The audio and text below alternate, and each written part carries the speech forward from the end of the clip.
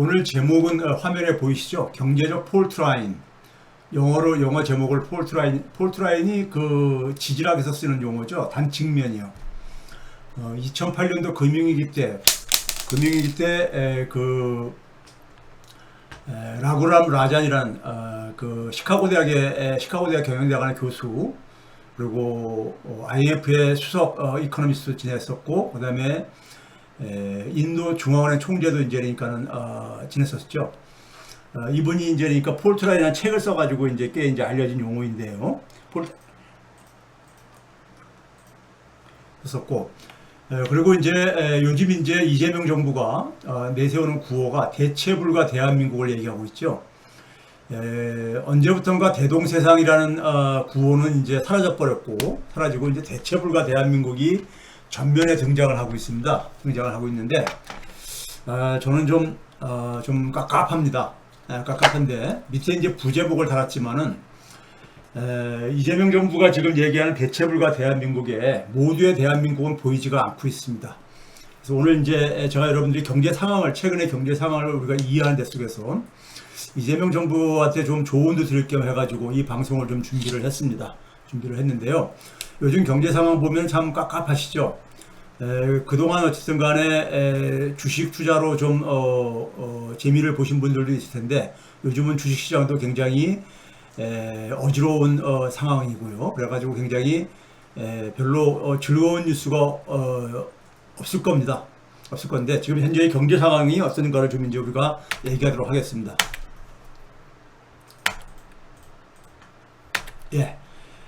지금 현재 경제 상황을 이해하기 위해서는요, 아무래도 지금 이제 그러니까 우리가 주식시장을 중심으로 해가지고 좀 말을 풀어가도록 하겠습니다. 현재 지금 진행되어지고 있는 것은, 우리가 이제 2000년 이후에 소위 4차 산업혁명이라는 용어가 이제 그러니까 한동안 유행병처럼 이제 퍼졌었고요. 그리고 최근에는 이제 AI라는 용어를 빼면은 말을 할 수 없을 정도로 AI 모두가 다 AI를 얘기를 하고 있죠. 사실 이 AI 4차 산업혁명부터 해가지고 AI 기술혁명까지 이어지는 현재의 상황을 저는 오래전부터 이 산업 생태계의 지각 변동이 이루어지고 있다. 더 근본적으로는 경제 생태계가 지각 변동이 이루어지고 있는 건데, 이걸 이해하는 데 속에서 여러 가지 어지러움이 있죠. 지금 이제 그러니까는 지금 첫 번째 제목에 멈출 수 없는 싸움, 이 지금 현재 그러니까 AI 기반의 산업 생태계의 재편을 이해하려면요, 이게 이제 자본주의적인 하나의 기술 혁신의 하나의 특성이기도 한데요.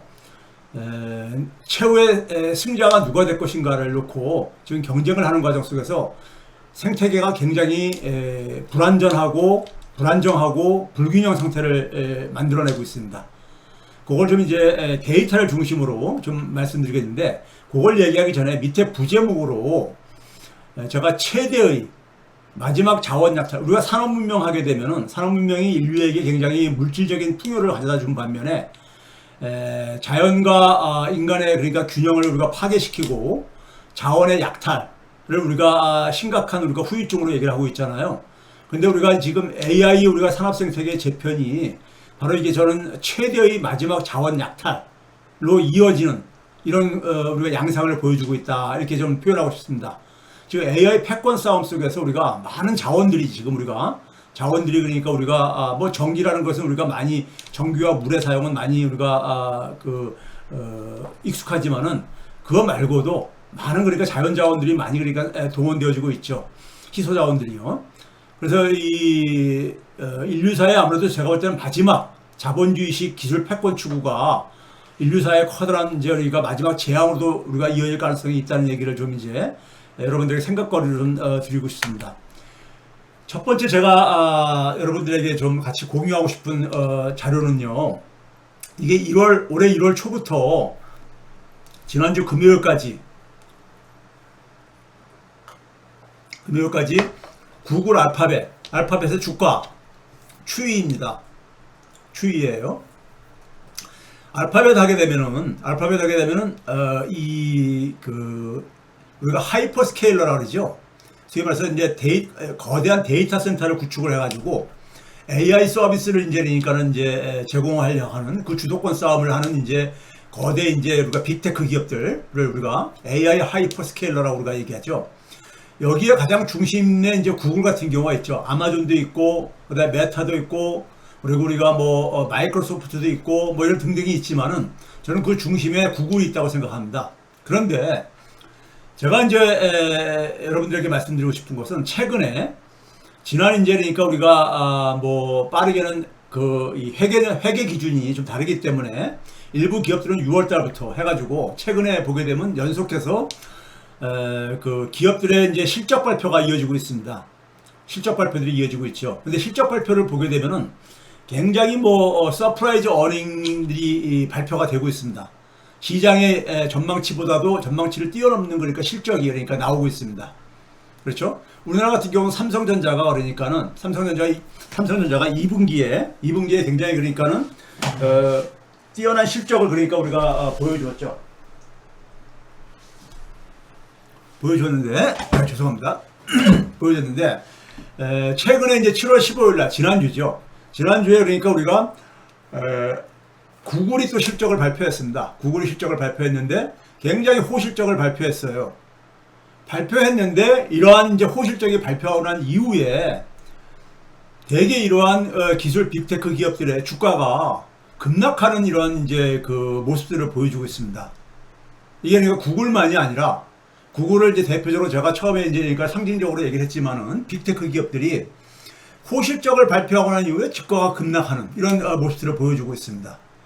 여러분들도 그러니까 우리가 삼성전자 주가라든가 SK 하이닉스 주가를 보게 되면 굉장히 당혹스러운 게 실적이 굉장히 좋고 그 다음에 여전히 뭐냐면 공급 부족이 대세인 상황 속에서 주가 흐름을 그러니까 이해하기 힘들다 이렇게 상당히 큰 기대를 했다가 이제 그러니까 실망을 하시는 분들이 많이 있을 텐데요.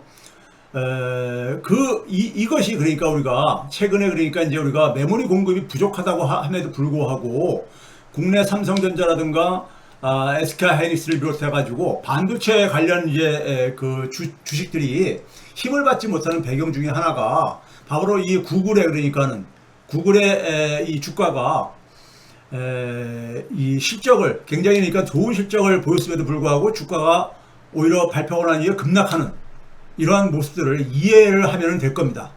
저는 항상 얘기하지만 경제는요 복잡한 학문이 아닙니다. 저는 상식의 범위에 있다고 봐요. 상식의 범위에 있다고 보는데 이거를 이해하는 것은요 우리가 예를 들어서 메모리 반도체 문제를 본다면요 메모리 반도체 가격이 굉장히 많이 올랐잖아요. 오른 거는 기본적으로 공급 부족이죠.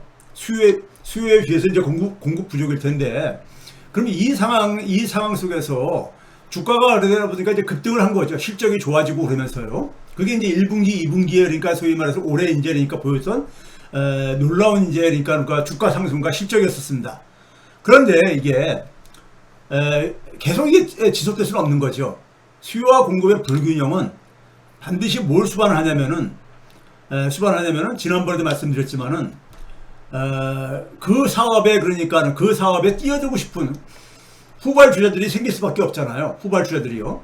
그 대표적으로 이제 중국의 창신 메모리가 이제 그러니까 진입을 하고 있듯이 그래서 과거에는 그래서 우리가 이 공급 부족을 그냥 마냥 방치하지 않고 공급을 독점하는 기업들 입장 속에서는 어떻게 합니까요? 공급을 시장에다가 더 늘려가지고 후발주자가 못 쫓아오게 하고 그러죠. 그런데 이번에는 이제 공급을 이제 그러니까 우리가 단시간 내에 늘릴 수 없었던 것도 있었지만은 좀 즐겼죠. 삼성전자하고 SK 하이닉스, 그 다음에 마이크로소프트, 이게 좀 즐겼죠. 이런 공급 부족 부분을요.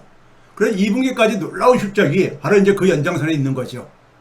근데 그게 이제 후발주자가 이제 진입할 수 있는 하나의 기회를 열어준 반면에 뒤늦게 삼성전자와 SK 하이닉스라든가 마이크론이 지금 시설 확충을 하고 있죠.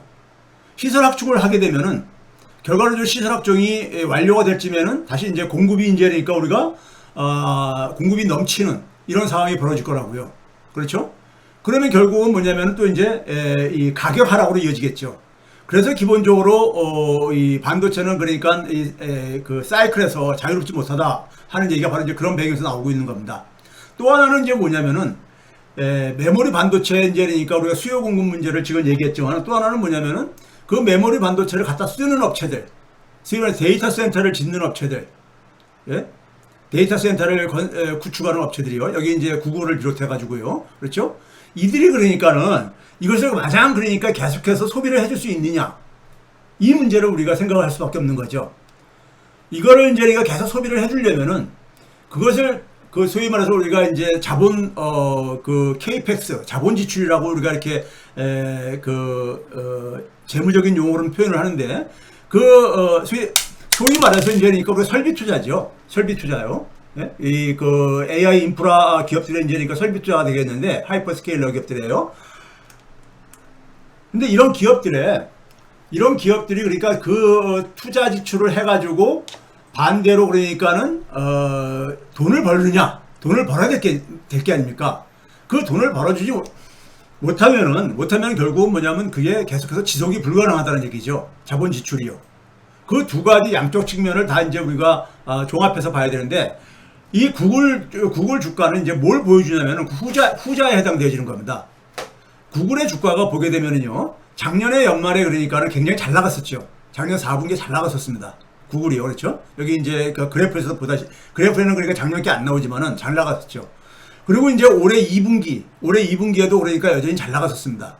그래서 5월 초까지 그러니까는 보게 되면은 구글이 한 402달러 62센트까지 찍고 나서 그러고 나서 그다음부터 약세를 보이기 시작합니다. 약세를 보이기 시작해요. 그러니까 소위 말해서 메모리 반도체, 삼성전자나 SK하이닉스보다 먼저 그러니까 주가가 약세로 전환되기 시작했습니다. 전환되기 시작했어요. 이 제가 그래서 지난번에도 말씀드린 게 바로 그러니까 5월 달부터 이 징조가 나타나기 시작했다 하는 얘기가 바로 이제 그 얘기입니다. 그래서 7월 15일 날 이제 굉장히 좋은 실적을 발표했음에도 불구하고 구글이 그러니까 5월 초에 그러니까 기록했던 주가 대비해 가지고는 거의 20% 넘는 그러니까 주가 하락을 보여주고 있습니다. 그렇죠? 구글이요. 자, 이걸 이제 보시고 구글의 이제 실적을 보게 되면요. 구글의 실적을 보게 되면은 매출액이 그러니까는 올해 2분기에 맨 오른쪽 이제 막대 그래프를 보시게 되면요. 작년도 그러니까는 우리가 맨 왼쪽에 있는 막대 그래프 964.28이죠. 이거에 비하면은 상당히 많이 그러니까 우리가 그러니까 매출이 그러니까 성장을 보였어요. 성장을 했는데 왜 주가가 하락하냐 이거죠. 이걸 이제 그 얘기했는데, 그러면 이제 우리가 구글 실적을 전후로 한 반도체 관련 이제 그러니까 이 그 빅테크들의 주가 흐름을 좀 우리가 좀 볼 필요가 있습니다. 근데 공통적인 건 뭐냐면은 모두가 이제 그러니까는 호실적을 기록했어요. 소위 말해서 이제 영어로 earning surprise라고 하죠. 기록을 했단 말이에요. 그런데 요걸 이제 우리가 잠깐 데이터 중심으로 좀 볼게요. 마이크론이 6월 25일 날, 6월 22일경에 우리나라 삼성전자하고 SK하이닉스 주가가 정점을 찍지요. 정점을 찍었는데 6월 25일 날 마이크론이 그러니까는 실적을 발표합니다. 마이크론은 이제 회계년도 기준을 그러니까 우리가 애플과 같이 사용하기 때문에 3분기로 이제 표시를 하는데 우리나라 2분기에 해당되는 거죠. 사실상은요. 이제 3분기 실적 발표 이후에 잠깐 시간의 장에서 반등을 했다가 지난주 금요일까지 거의 25% 하락을 했어요. 그래서 이게 결국은 5월 27일 이전 순으로 이제 후퇴를 한 겁니다.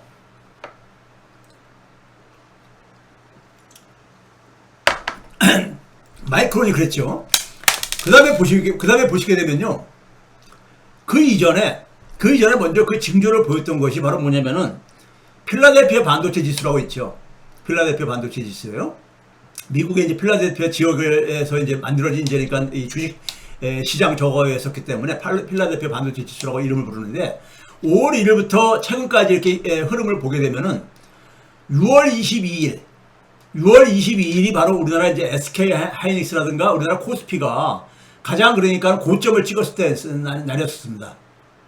고점을 찍었던 게 6월 22일이었었죠. 20일 날 고점을 찍은 이후에 거의 그러니까 20% 가깝게 하락했어요. 반도체 지수가요. 여기에 이제 우리가 직격탄을 맞은 거죠. 필라델피아 반도체 지수에 그러니까 우리나라 삼성전자하고 SK하이닉스도 자유롭지가 않으니까요. 삼성전자 주가를 봐보세요. 삼성전자가 2분기 실적을 7월 8일에 발표했습니다. 잠정 실적을요. 그렇죠? 그 사상 최대 실적과 예상치는 없는 영업이익이 발표됐죠. 그렇죠? 그런데 이미 그러니까 삼성전자도 반도체가 6월 20일 전후부터 약세 행진을 합니다. 그래서 31%나 이상이나 하락을 한 상태인데요. 그렇죠? 삼성전자도요. 그 다음에 TSMC요.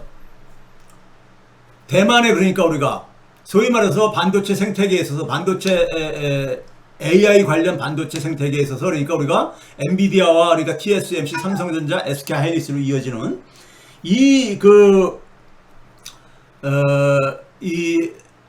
어떻게 보게 되면은 반도체 제조업체로서 그러니까 양대 산맥을 할 수 있겠는데 TSMC가 7월 16일에 실적을 발표했어요.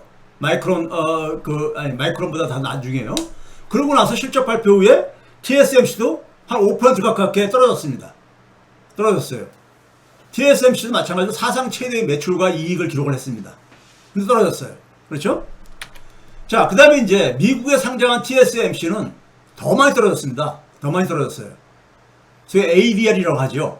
미국에 그러니까 우리가 그 예탁 증서를 이제 가는 ADR이라고 하죠. 이건 16% 가깝게 떨어졌습니다.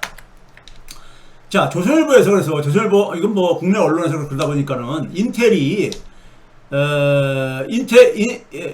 그러니까 어떻게 보게 되면 TSMC하고 이제 그러니까 우리가 비교가 되거나 아니면 그러니까 우리가 CPU를 만드는 회사니까요. 상징적인 하나의 기업인데 인텔에 대해서도 인텔이 화려한 부활을 했습니다. 15년 만에 그러니까 최고 실적을 내고 흑자로 이제 전환하고 그랬으니까요. 그래가지고 이런 기사가 났는데 인텔의 주가를 봐보세요.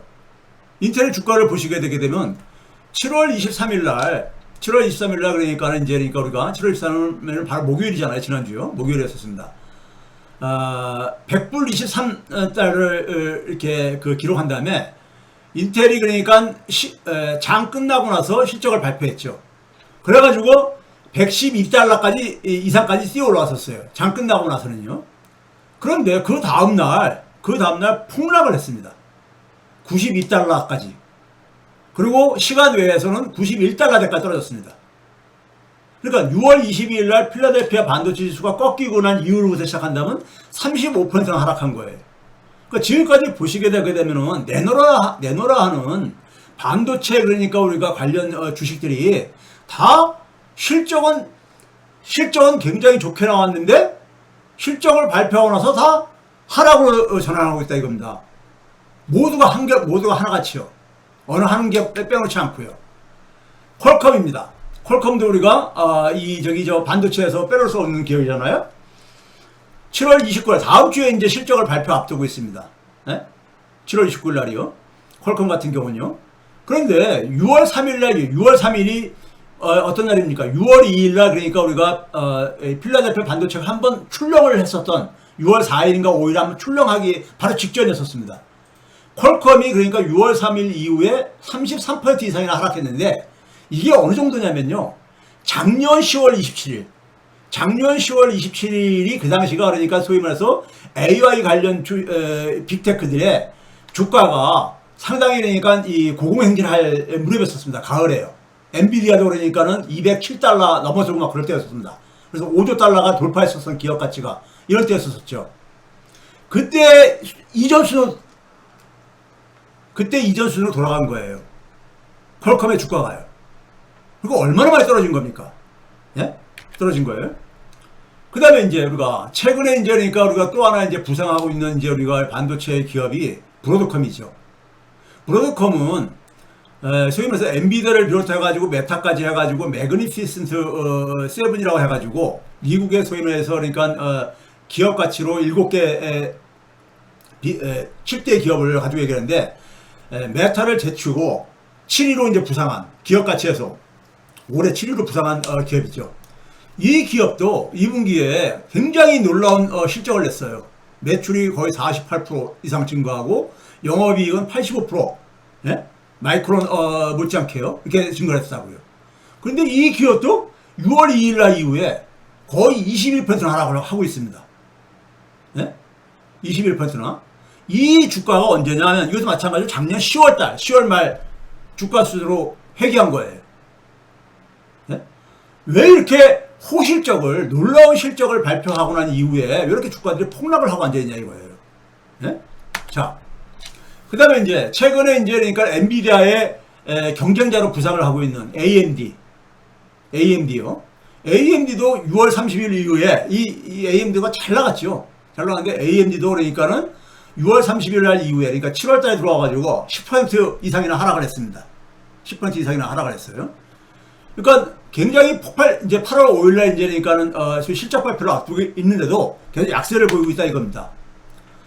그 다음에 이제 우리가 AI 반도체 최상위 포식자죠. 엔비디아 같은 경우는 보게 되면은 작년도 10월 말경에 그러니까는 5조 달러, 기업가치 5조 달러 돌파하고 나면서 작년 연말까지 굉장히 그러니까 이 힘을 발휘 못했었습니다. 올해 1분기까지도요. 그러다 1분기에 다시 힘을 받아가지고 5월 14일 날 고점을 찍고 나서 그다음부터 쭉 약세를 보이고 있고 작년 10월 달 고점 밑으로 지금 떨어진 상태죠. 지난 주말에요. 그러니까 지금 한결같이 보게 되면은 AI 관련 반도체건 아니면 그냥 우리가 AI 관련 기업들이 하나같이 다 그러니까는 실적은 굉장히 좋은데 모두가 한결같이 좋은데 삼성전자랑 SK하이닉스만이 그런 게 아니라 이겁니다. 모든 그러니까 이 빅테크들이 실적은 굉장히 좋은데 주가가 그러니까 힘을 못 쓰고 있다 이거예요. 심지어는 우리가 이 그 장비업체 그러니까 반도체 장비업체 절대 강자죠. 네덜란드에 그러니까 우리가 흔히 말해서 ASML이요. 그렇죠? 독점을 그러니까 완전히 독점 생산업체잖아요. 이 노광 장비에 있어서요. ASML조차도 7월달 들어와가지고 9%나 하락을 했습니다. 그 얘기는 결국 뭐겠습니까요? 향후 전망이 그러니까 굉장히 불확실해졌다는 얘기 아니겠습니까요? 그렇죠? 자, 이렇게 쭉 이제 우리가 이 반도체 혹은 AI 관련 기업들이 왜 이렇게 그러니까 실적은 굉장히 좋은데 왜 이렇게 그러니까 주가가 그러니까 맥을 못 쓰고 있냐 이거예요. 예? 이거 이제 이거죠. 그런 점에서 이제 그러니까 우리가 구글로 돌아가 보자 이거죠. 구글은 그러니까 그런 이제 그러니까 우리가 이 메모리 반도체를 비롯해 가지고 예? 이 중심에 있는 하나의 AI 우리가 빅테크의 중심에 있는 기업이기 때문에요.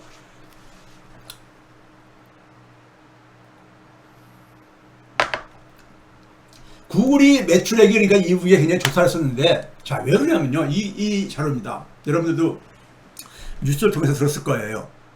이게 자본 지출입니다.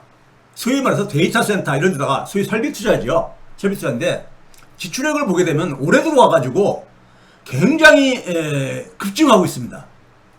작년 2분기, 3분기, 4분기에는 그러니까는 한 200억 달러대로 이렇게 가다가 올해 1분기부터 350억 달러를 넘더니 2분기에는 450억 달러까지 이렇게 거의 접근하고 있습니다.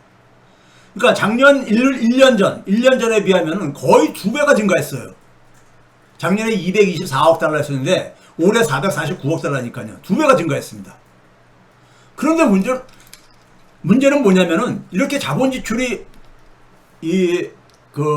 기업 실적을 발표하면서 구글에 그러니까는 회계 기록을 들여다 보니까는 자본 지출이 급증을 했는데 발표하면서 무슨 얘기를 하냐면은 앞으로 더 지출해야 되겠다 이거예요. 예? 앞으로 더 지출을 할 수밖에 없다 이거예요. 그러니까 지금 1분기, 2분기에 이렇게 급증하고 있는 것이 끝이 아니다 이거예요. 더 빠른 속도로 지출을 해야 되겠다 이거예요. 그러니까 당초에 그러니까 올해 그러니까 한 1,900억 달러 정도를 이 자본 지출을 하겠다 했는데 이거를 1950에서 한 2,050억 그러니까 한 50억 달러에서 100억 달러 정도 더 증가시킨 거예요. 150억 달러까지요. 예? 향유한 거예요. 그러니까 지금도 굉장히 많이 그러니까 자본 지출을 하고 있는데 더 이걸 늘리겠다 이거예요. 자본 지출을요.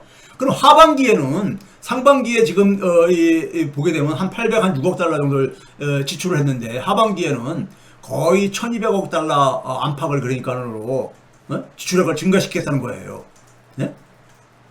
그러면 이런 걸 이거의 최대 이제 그러니까 수혜자는 그러니까는 메모리 반도체를 공급하는 삼성전자나 SK하이닉스, 마이크론 이런 기업들이 게 아니겠습니까? 그렇죠? 그런데 왜 구글이 그 글이 실적들이 떨어졌냐 보면요. 이겁니다. 여기서 파란색 선은 구글의 매출액 추이입니다. 매출액 추이인데 작년도 1년 전을 100으로 놨을 때. 근데 자본 지출은 오렌지 색깔이고요. 보게 되면은 매출액이 성장이잖아요. 성장 속도잖아요. 성장은 1년 동안에 한 24% 정도 증가했는데 많이 증가한 거죠. 근데 자본 지출은 2배 넘게 증가한 거예요. 그러니까 지금 무슨 얘기냐면은 돈을 벌어가지고 물건을 이 기업이 그러니까는 공급을 해가지고 자신의 상품과 서비스를 공급을 해가지고 벌어들인 돈을 가지고 소위 말해서 투자비를 뒷감당이 안 되는 거죠. 네? 투자비를 뒷감당을 하기 힘든 이런 모습을 보여주는 거잖아요. 그러다 보니까 어떻게 됩니까요? 기업의 현금이 바닥에 나버렸어요. 소위 잉여 현금 흐름이라 그러죠. 기업이 그러니까 우리가 영업 활동을 통해서 벌어든 돈 가지고 자본 지출 이런 얘기가 투자에다가 빼고서 남는 돈을 잉여 현금 흐름이라 그러잖아요. 이 잉여 현금 흐름이 2분기에는 마이너스 59억 달러 정도로 나타났습니다. 그러니까 현금이 그러니까 고갈돼 버렸다 이거죠. 이거는 별로 반가운 현상이 아니잖아요. 예?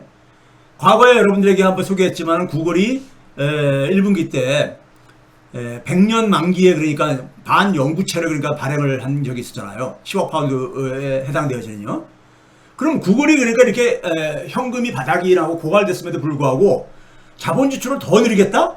이건 뭐겠습니까요? 끝장을 보겠다는 거잖아요.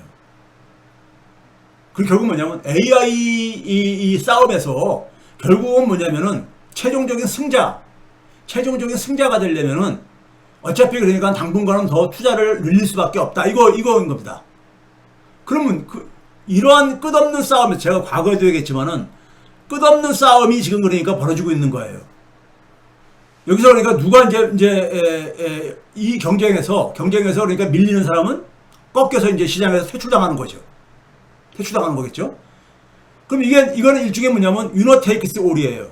승자가 다 먹을 수 있는 그런 가능성 때문에 지금 이렇게 출혈 경쟁을 하는 거죠. 이것이 그 개별 기업에게는 합리적인 선택일지 모르지만은 불가피한 선택일지 모르겠지만은 AI 전체 경제 생태계에는 굉장히 재앙적인 결과를 가져올 수 있다는 얘기죠. 예? 재앙적인 결과를요. 굉장히 자원의 낭비를 가져올 수 있는 거잖아요. 예? 성공하지 못하는 기업들은 엄청난 그러니까 우리가 자본의 낭비를 가져오는 거니까요. 그렇죠? 자, 그러다 보니까는 이런 그 무디스에서 뭐냐면은 이 하이퍼스케일러들에 대해서 신용등급을 그러니까 낮출 수 있다. 예? 너무 많은 지출을 하고 있다 이거예요. 예? 너무 많은 지출을 하고 있어서 그러니까 현금 흐름이 이 구글이 마이너스가 될 정도로까지 되다 보니까는 신용등급을 그러니까는 강등시킬 그러니까 이 경고를 하고 있는 겁니다. 하고 있는 거예요. 여기엔 그러니까는 무슨 구글뿐만 아니라 아마존, 메타, 그다음에 마이크로소프트 이런 기업들을 다 가고 있는 거죠. 그러면서 무디스가 굉장히 재밌는 표현을 했어요. 과거 이 21세기 이후에 4차 산업혁명 이후에 소위 말하는 이런 거대 빅테크 기업들의 특징은 과거 산업혁명 이후에 대기업들과 달리 대기업들은 대개가 뭐였었습니까요? 엄청난 자본 설비를 가지고 자본 집약적인 이러한 그러니까 산업 구조를 갖고 있었잖아요. 산업 체계를요. 예? 그렇죠? 자본 집약적인요. 그런데 그 21세기의 이 플랫폼 기업들은 뭐라고 표현했었냐면은 자본 집약적이라기보다는 굉장히 자산 경량적인 자산이 굉장히 그러니까는 이 물적 자산 눈에 보이는 물적 자산이 굉장히 별로 없는 그러니까 무형의 자산이 많은 이런 이제 그러니까 사업 모델로 되게 표현을 했었습니다. 어셀라이트라고 표현했었죠. 어셀라이트. 그렇죠? 어셀라이트 비즈니스 모델이라고 표현했었습니다. 근데 이번에 이 AI 하이퍼스케일러들을 보니까는 다시 그러니까 어셀라이트에서 자산이 굉장히 이 가벼운 자산 경량적인 이러한 이 구조에서 자산 중량적인 자산 집약적인 이런 모델로 다시 바뀌고 있더라 이거예요. 예? 그러니까 데이터 센터 이런 거는 컴퓨팅 시설 같은 경우들은 이거 많은 그러니까 이거 이 유형적인 시설들이니까요. 예? 하드웨어적인 측면이 굉장히 지금 무거워지고 있다 이거죠. 예? 근데 이런 면에서 쓰면서 근데 결국은 이들이 하려고 하는 것은 AI 서비스인데 AI 서비스는 굉장히 기본적으로 소프트웨어적인 거잖아요. 소프트웨어적인 건데 이것에 있어서의 이 승기를 잡기 위해서는 결국은 그러니까는 굉장히 이 자산에 막대한 투자를 할 수밖에 없다 당분간은. 예? 그리고 그것이 결국은 아직 이제 이렇게 승부가 결정날 때까지는 당분간 계속 지속될 수밖에 없다. 이건 이제 구글이 이거 선언한 겁니다. 그럼 이 상황 속에서 문제는 뭐냐면은 구글만 있는 게 아니잖아요. 구글만 있는 게 아니잖아요. 여기 메타, 아마존, 예? 마이크로소프트, 최근에 테슬라를 비롯해가지고 이들 기업들이 데이터 센터에다가 엄청난 돈을 지출을 했는데 그걸로 돈을 못 버니까는 임대업으로 이렇게 바뀌고 있기도 하고 그러잖아요. 그렇죠? 왜 그렇습니까요? 그 비용을 좀 뽑아야 되겠거든. 이런 압박을 받고 있는 겁니다. 그럼 이 압박이 계속 지속되긴 힘들다 이거죠. 그럼 결국은 뭐냐면은 메모리 반도체에 대한 수요가 줄어들 수밖에 없다. 예? 그다음에 AI 칩에 대한 엔비디아와 TSMC가 만드는 AI 칩에 대한 수요가 지속될 수 없다 이렇게 보는 거죠. 거기에 메모리 반도체도 수요가 지속하기 힘들다 이거죠. 지금 이 구도선으로 볼 때는 이게 바로 소위 말해서 AI 반도체에 관련한 불확실성이 시장을 이렇게 덮으면서 최근에 호실적에도 불구하고 굉장히 주가 하락으로 이어지는 하나의 배경인 겁니다. 그러면 이것이 그러니까는 이 구조가 쉽게 해소가 되기 쉬운 것이냐? 거기다가 이 시간이 가면서 이제 뭐냐면 삼성전자, SK하이닉스, 그다음에 마이크론, 그다음에 후발주자인 그러니까 중국에 그러니까 우리가 소위 말해서 중국의 소위 메모리 기업들 같은 경우도 창신이라든가 이런 창신 메모리 같은 기업들이 시설을 늘려고 올 텐데, 예? 그러다 보면은 결국은 내후년도에도 공급은 부족하다는데 문제는 수요가 뒷받침이 견고하게 지속이 가능하냐 하는 거. 두 번째는 뭐냐면은 시설이 늘었을 때 공급의 독점적인 이 지위가 지속될 수 있겠느냐는 이런 불확실성이 시장을 지금 그러니까는 좀 누르고 있는 거죠. 이런 요소들이 그러니까 향후에도 당분간 하반기에도 저는 지속될 수밖에 없다고 봐요. 될 수밖에 없답니다. 그건 왜 그러냐면 AI 모델 자체가 우리가 LLM이라고 하잖아요. 거대 언어 모델이라고 하잖아요. 거대 언어 모델이요. 그러니까 이건 기본적으로 많은 그러니까는 반도체 칩을 수요를 그러니까 소위 HBM 같은 이 칩을 많이 요구하는 방식의 AI 모델 개발 방식이다 보니까는 여기서 그러니까 우리가 벗어나지 못하는 이상에는 소위 말해서 AI 칩을 굉장히 그러니까 우리가 전략할 수 있는 방법으로 기술 혁신이 이루어지기 전까지는 AI 모델의 이 개발이요. 전까지는 이 불균형 문제예요. 그러니까 소위 말해서 지금까지 설명한 이 불균형 문제가 당분간은 지속될 수밖에 없다는 것을 보여주고 있는 것입니다.